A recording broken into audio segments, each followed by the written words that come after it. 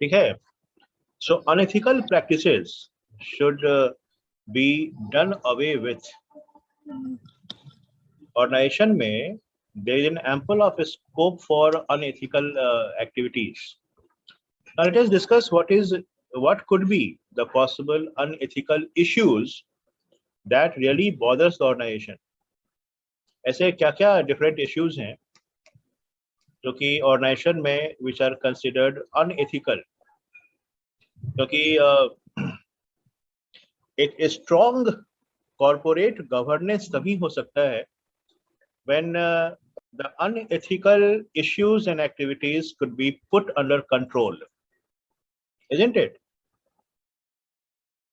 Corporate governance का क्या मतलब है? You have to see to it whether the things are going on in the right manner or not. काम करना तो मैनेजमेंट का काम है, लेकिन काम सही तरीके से हो रहा है in the desired direction and pace, वो आपको corporate governance उसी का नाम है. Whether the things are heading for right direction, corporate governance यहाँ पर आता है. काम का करना effectively and efficiently वो तो मैनेजमेंट का काम है. So governance is all about administer करना, कि whether we are on the right track. We have to exercise a control over the organization so that things are carried out as they should have been.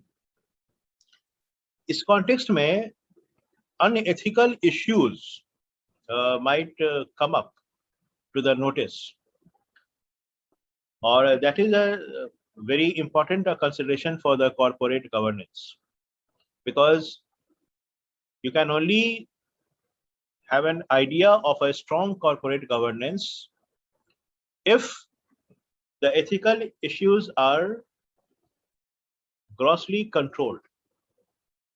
लोग हैं तो ethics के line को cross करेंगे ही, no doubt about it at times, लेकिन ये unethical behavior should not become the part and parcel of the corporate life.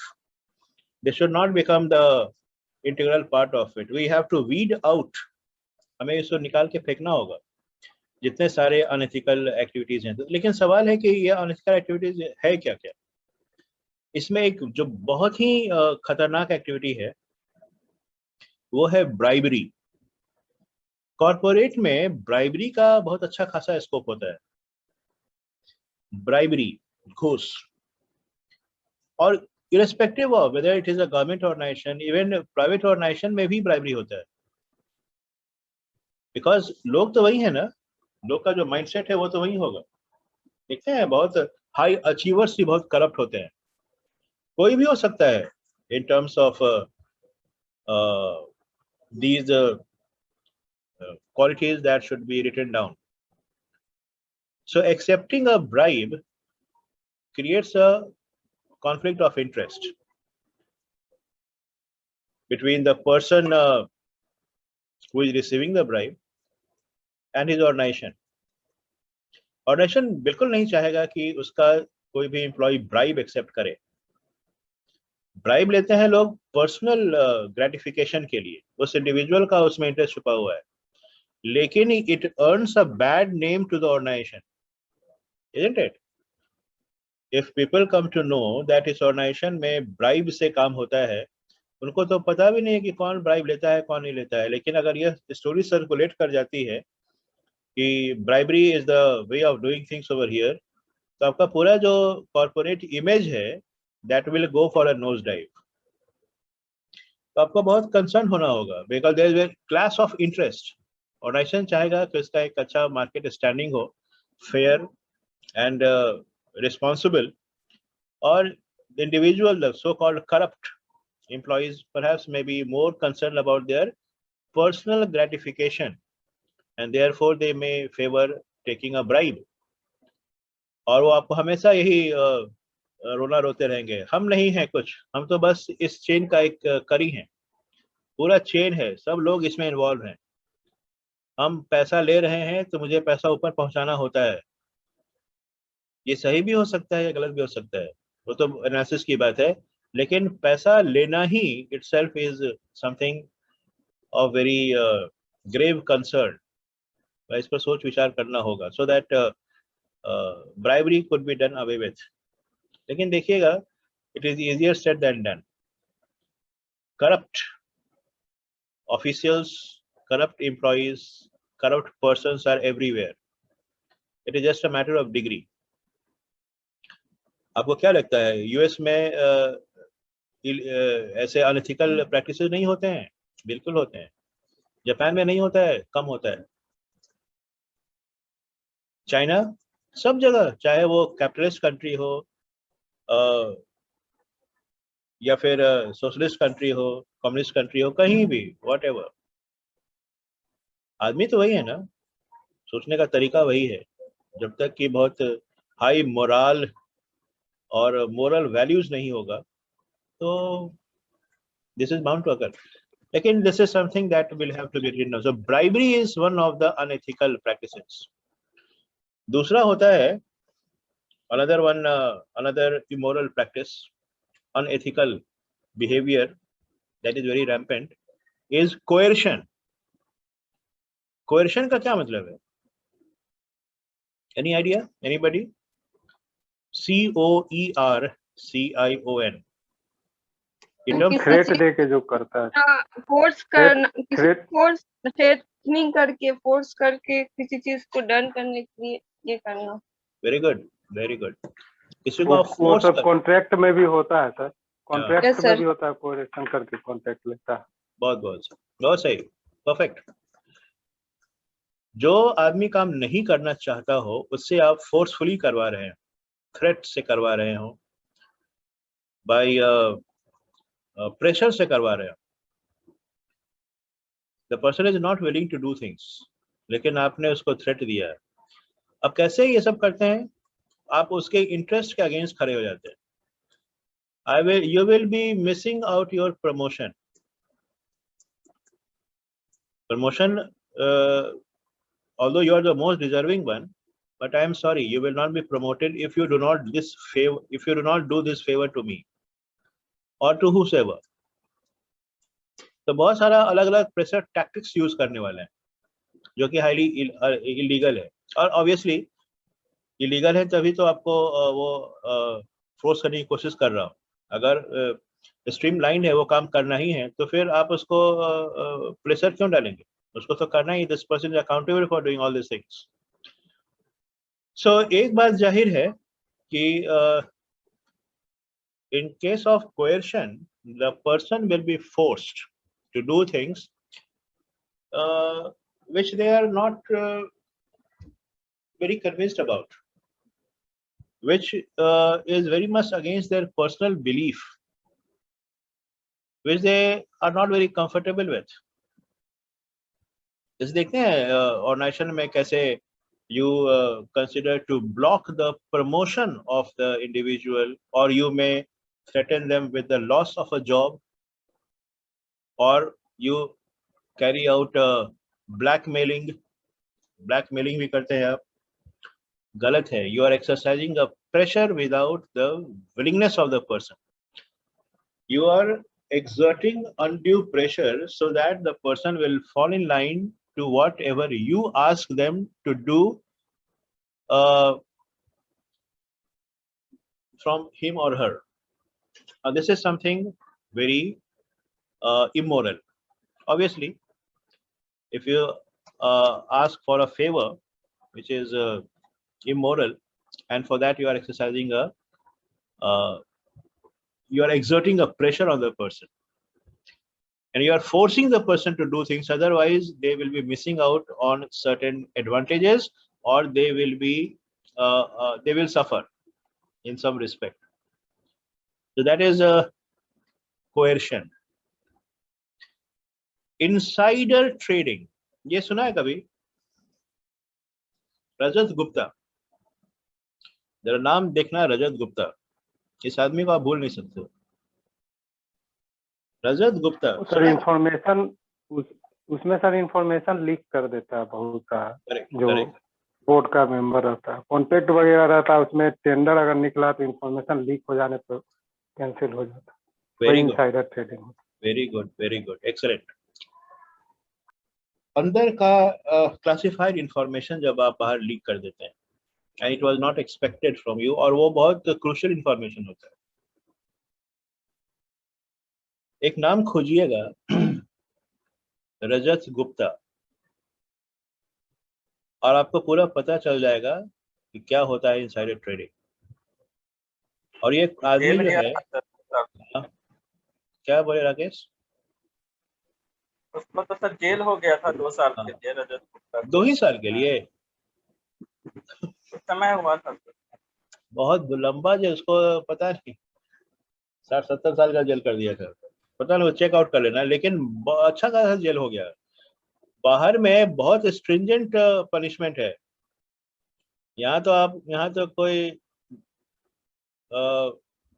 Crime करके भी कुछ नहीं होता है उसका, लेकिन वहां तो आप गए तो पूरा करियर खत्म हो जाएगा। और ये जो रजत गुप्ता है, ये वॉज ए जीनियस, मैकेंसी का चेयरमैन था, mind it, he was an out and out Indian, और मैकेंसी नंबर 1 कंसल्टेंसी सर्विसेज उसका चेयरमैन था। और ये जो आप देखते हैं हैदराबाद में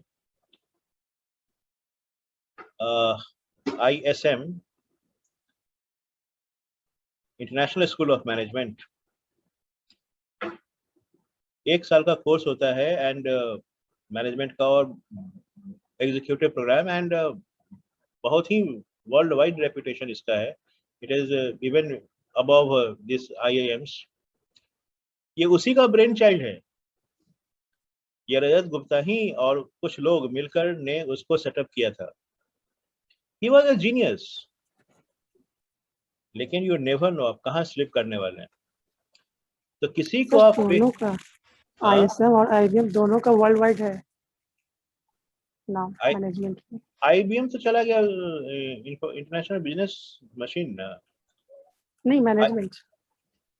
IBM ISM दोनों वैसे आप MBA कर सकते हैं, दोनों का वर्ल्ड वाइड नाम है। नहीं होगा, हम रजत शर्मा के बारे में बोल रहे थे।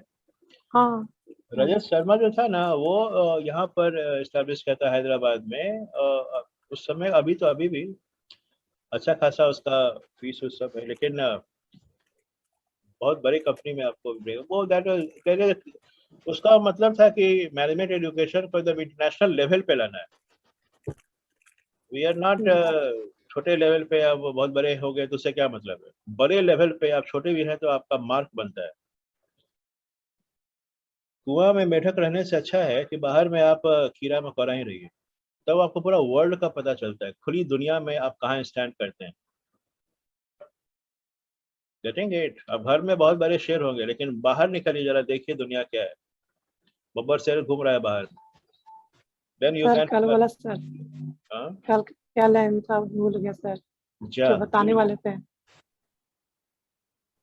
तो भूले क्या? जब भूलेगा तो फिर आगे क्या? सर अभी लाइन बोले तो फिर याद आ गया, कल कुछ लाइन बोले थे कि बोले कि स्टोरी बताएंगे उसका। हाँ, स्टोरी बहुत इंटरेस्टिंग स्टोरी है। देखो सनी आ गया है सनी। सर वो तो वैक्सीन ले रहा होगा सनी सर। क्या बात करते हो? तो सामने फोटो सामने में बैठ के मुस्कुरा रहा है। वो मुस्कुरा रहा तो क्या सर, हम जान रहे सर, हम ही ना बुक किए उसका स्लॉट। आज ही है उसका क्या? वो हाँ आज ही है, 1:30 बजे के आसपास टाइमिंग था उसका। तो यहाँ एन कॉलेज में आ रहा है? नहीं, एन कॉलेज बोला, वो खुद बोला कि नहीं हम एन कॉलेज नहीं आएंगे, तो फिर वो यहाँ बुक किया पटना सिटी में खुद अपने। आधा हमसे ट्रेनिंग लेके चला गया पटना सिटी सर। यही होता है, जिसको तुम सिखाते हो ना वही उड़ जाएगा। Yes sir. और वही चला जाएगा दूसरे ऑर्गेनाइजेशन में और आपके अगेंस्ट काम करने लगेगा। यही दुनिया है ना सर, यही दुनिया है। रामदेव महतो सर, रामदेव महतो सामुदायिक भवन में गया सर पटना सिटी लेने वैक्सीन। ये बताओ तो वैक्सीन मेरे बारे में बात कर रहा है क्या? देखो मिल गया क्या जी? वैक्सीन ले लिए सर? हम इससे 50 बार पूछे कि सर कि राहुल बताओ कहीं मिल रहा है तो बताओ, तो नहीं बताया तो हम अपने बुक कर लिए। तो बोला एन कॉलेज का स्लॉट उसको दिए हुए हैं, छोड़ के भाग गया। कहाँ? नहीं सर, वहाँ पे स्लॉट खुला ही नहीं है। खुला सर, एक मैं बताता हूँ सर, कल 5 मिनट में कॉलेज बुक हो गया था 1000 वैक्सीन। हाँ सही बात है, बहुत जल्दी खुला था उस समय, हम ऑनलाइन नहीं ना थे। यहाँ सर एन कॉलेज, यहाँ पर आर्यभट्ट ज्ञान यूनिवर्सिटी है ना, कितना बोल रहा है यार, सर का सारा चीज वीडियो रिकॉर्डिंग हो रहा है, एचओडी के पास जाएगा। नहीं जाता है। दीपक पूरा इंप्रेशन बनाने का कोशिश कर रहा है, ध्यान पूरा रखता है क्या हो रहा है, ये रिकॉर्डिंग हो रहा है, सब देखता है। तुम नहीं सर अपना दीपक आ गए तुम काठमांडू से? गए कब जो काठमांडू से आएंगे सर? तुम्हारा तो दूसरा घर काठमांडू है बोला गया। तुम्हारा एक टांग तो रहता है वो काठमांडू में रहता है, दूसरा टांग भले इंडिया में कहीं इधर उधर भटकता रहे, लेकिन तो रहने दीजिए सर। एक फिल्म का डायलॉग याद आ रहा है सर, अभी छोड़ दीजिए, रहने दीजिए। तुम डायलॉग स्टोरी बताने वाले सर, आप स्टोरी बताने वाले थे। स्टोरी तो बड़ा सर कौन पंडित के बारे में सर था? वो तो बोला ना कि रिकॉर्डिंग हो रहा है, हमको तो एकदम डराइए दिया दीपक। बाप रे क्या होगा। रिकॉर्डिंग बंद कर दीजिए सर। नहीं बड़ा ऐसा बात मत बोला करो दीपक। सर मेरे स्क्रीन पे रिकॉर्डिंग दिख रहा है सर, सबके स्क्रीन पे दिख रहा है। सबके दिख रहा है तो तुम्हारे पे खाली दिख रहा है। इतना तुम डरते क्या है जी? नहीं सर डरते नहीं है सर, समय और हालात के साथ डरना पड़ता है सर। एक सेमेस्टर अभी बाकी है ना सर, इसलिए एक सेमेस्टर के बाद, 4th सेमेस्टर के बाद मिलिएगा सर। सॉरी हम मिलेंगे आपसे तब। उसके बाद तुम अपना रंग दिखाओगे। नहीं सर रंग क्या दिखाएंगे सर, रंग तो एक ही है सर। कहाँ से तुम कहाँ उठा के ले गए? कहाँ हम लोग बात रहे थे? कोरिजन हम लोग स्टोरी पे थे सर। स्टोरी तो आएंगे हम लोग। देखिए ये स्टोरिया में ही लगा हुआ है अभी तक। स्टोरिया में लगा हुआ है, स्टोरिया बोलता है, स्टोरिया में लगा हुआ है। लैंग्वेज छूटेगा नहीं सर। वो दिखा देगा कि हम सीधा बिहार के ही हैं, बिहार से बाहर हमको मत। भले हम काठमांडू में रहें लेकिन मेरा जो दिल और दिमाग है वो बिहार का है। Bihar is my birthplace and proud of it. Very good. So insider trading, we were discussing about insider trading and Sajeev has rightly pointed out, जब आप information leak करते हैं बाहर अपने ऑर्गेनाइजेशन का, so here you find that the, और ये official position का मिसयूज करते हैं।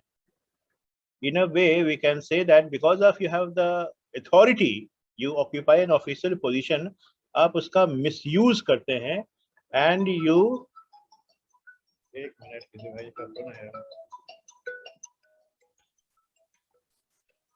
फोन आ गया दीपक, रखो इसको हटा दो। सो आप उसको मिसयूज करते हैं और आप लीक करते हैं कोई कॉन्फिडेंशियल डेटा को टू आउटसाइडर्स, ठीक है? So you leak certain classified information और confidential data to some outsider which may be devastating. ये तो आप ट्रस्ट को तोड़ रहे हैं। जिस ऑर्गेनाइजेशन जो होता है ना, जिस थाली में खा रहे उसी में छेद कर रहे हैं।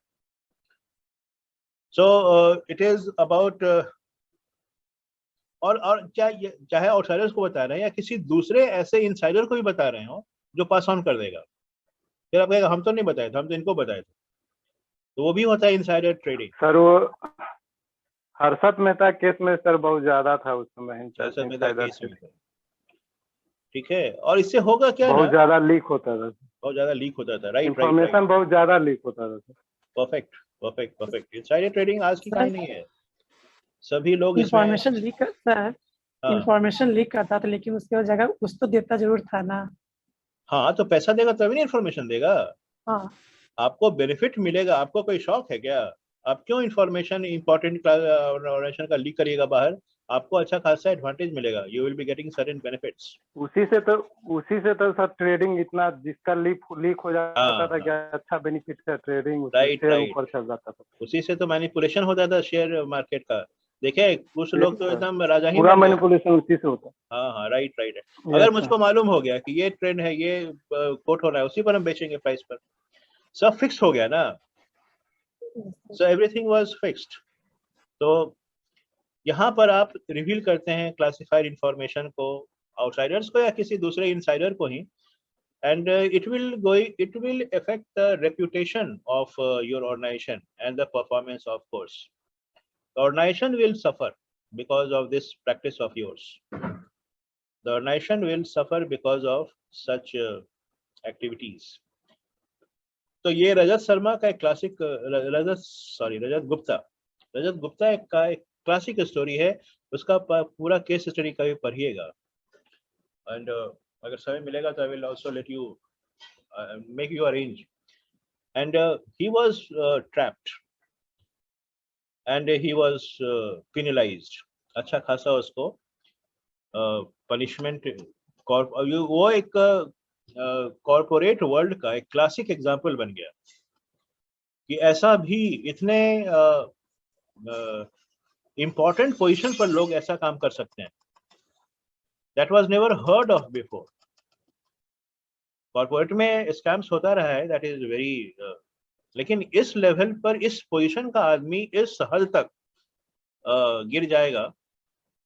एंड उसके पास कोई दूसरा ऑप्शन था नहीं, ही वाज ट्रैप्ड, उसने एक्सेप्ट किया। And that was very frustrating, क्योंकि एक इंडियन ने ऐसा काम किया था और इस लेवल पर जाकर वह इस तरह से गिरा, that is called crestfallen. Peak पर चढ़कर जब आप गिर जाते हैं, बिल्कुल, क्योंकि Rajat Gupta was a success story, लोग उसका एग्जांपल देते हैं। They always refer to this person as how successful they have. और वो अगर ऐसा काम करे anybody, तो नीचे वाले लोग तो कुछ भी कर सकते हैं। So insider trading आप देखिएगा, दिया हुआ है सर गूगल पे दिया है ना, रजत गुप्ता का सर दिया, जी सर दिया, पूरा दिया इनसाइडर ट्रेडिंग कन्वेंशन। राइट, उसको पढ़ना, उसको पढ़ना बड़ा मजेदार होगा वो। और देखिएगा किस तरह से उसका कहानी अनफोल्ड करता है और कहां से कहां वो आदमी पहुंच गया। होता है ना, एकदम फलक से जमीन पे आ गया। वो एक एग्जांपल था, क्लासिक एग्जांपल कि एक आदमी इतना राइज कैसे कर सकता है। लेकिन होता है, every dog has its day. तो finally he nose dived, finally एक इंस्टीट्यूशन कह लीजिए। होता है ना सर, एक मूवी आया था ना सर कुछ दिन पहले सर, बिग बुल, एकदम सर पूरा इनसाइडर ट्रेडिंग पे लेके एकदम पूरा ए टू जेड बताया। Very good. वो पूरा फिल्म जो था ना, वो हर्षद मेहता पर ही था। हाँ सर, हर्षद मेहता टाइप ही था, मतलब उसी क्लासिक। आजकल ये देख रहे हो, आजकल तो हाँ आज ये राकेश झुनझुनवाला ये सब हुए, ये सब भी एक समय में इनसाइडर ट्रेडिंग किए ही होंगे। हाँ सही। कोई पकड़ा गया, कोई नहीं पकड़ाया, सवाल तो यही ना। अब देखिएगा कि आजकल तो उससे सर बिग बुल से पहले आया था स्कैम सर, वो बहुत अच्छा वेब सीरीज था, 8 घंटा का वेब सीरीज था सर। वो अभी तक देख नहीं ना पाए, इसलिए नहीं बोल रहे उसके बारे में। उससे बेहतरीन वेब सीरीज है बिग बुल से। कौन सा सर, मतलब जो फिनांस का स्कीम सर, फिनांस का जो स्टूडेंट है ना सर, उसको देखना चाहिए। अच्छा बहुत बेहतरीन है, मतलब कि उसमें सब सब दिया सर, बेसिक पूरा हर्षद मेहता का 1984 का स्कैम का दिया। क्योंकि आजकल कहानी ऐसे ही बन रही है जिसको आप समझ सकते हैं, रिलेट कर सकते हैं। अगर जैसे था ना कैसे मैच फिक्सिंग होता है, वो अगर आपने फिल्म था जन्नत साहिब, तो ऐसा कहानी जो आपको एक लेसन भी सीखने को मिल जाएगा। सर आजकल भी तो होता ही होगा सर इनसाइडर ट्रेडिंग। बिल्कुल, अरे जब तक इंसान है तब तक सब तरह का करप्ट एक्टिविटीज होता ही रहेगा। कंपनी को तो मैनिपुलेट करना बहुत इजी है। बिल्कुल। तो वो तो सर जो भी अभी सर जो भी टेंडर वगैरह निकलता है ना सर, कोई भी कॉन्ट्रैक्ट का, तो उसमें बहुत ज्यादा इनसाइडर ट्रेडिंग होता है। इसीलिए उसका जितना भी सीए होता है या सीओ भी होता है, चेयरपर्सन ऑफ बोर्ड जो होता है सर, वो सब बहुत ज्यादा उसको सेक्रेट रखता है। इस टेंडर का जो रेट रहता है बहुत कम आदमी तक सीमित रहता है। राइट, बिल्कुल। अगर ये इंफॉर्मेशन लीक कर गया तब तो लोग मैनिपुलेट कर लेंगे। जैसे कोई 10 करोड़ का सर करेगा, हम यहाँ पता चल जाएगा उसका टेंडर 10 करोड़ का है, तो हम कम करके ले सकते हैं वो टेंडर, 950 में ही ले सकते हैं, 920 नहीं आप तुमको सर बहुत ज्यादा होता है। रिवील हो गया कि सबसे लोएस्ट बिडिंग कितना है, लास्ट डे में आप लास्ट 11th आवर में उससे भी कम प्राइस रख के एंटर कर जाते हैं। थोड़ा सा प्राइस कम करके कोट करके आप एंटर सबमिट कर देते हैं टेंडर 11th आवर में, लास्ट मोमेंट में। सबसे लोएस्ट प्राइस कितना बिड किया गया है आप किसी तरीके से पता कर लीजिए और उसको रिवील कर लीजिए, तो अगला थोड़ा प्राइस को कम करके कोट करके आप टेंडर ले लेगा। टेंडर तो होना चाहिए सील एनवेलप में, अगले किसी को पता नहीं चलना चाहिए। किसी खास दिन सारा एनवेलप खोला जाएगा और तब पता चलेगा सबसे कोटेशन सबसे कम किसका है, और ये तो बीच में मैनिपुलेशन से होने लगा, सब कहानी बाहर